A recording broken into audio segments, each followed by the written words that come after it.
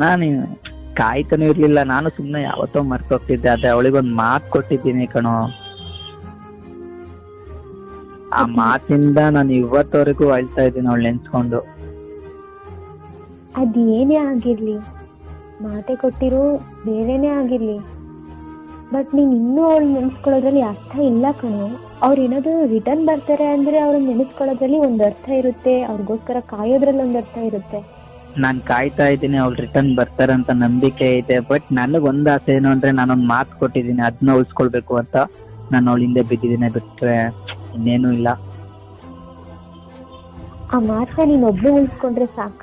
ಅವಳು ಆ ಮಾತಿಗೆ ರೆಸ್ಪೆಕ್ಟ್ ಕೊಡೋ ತರ ಇರ್ಬೇಕು ತಾನೆ? ಮಾತು ಕೊಟ್ಟಿರೋದ್ ನಾನು.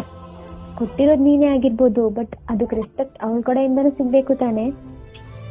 ಆದ್ರೆ ಏನ್ ಮಾಡೋದು, ಅವಳನ್ನ ಮರೆಯಕ್ ಆಗಲ್ಲ.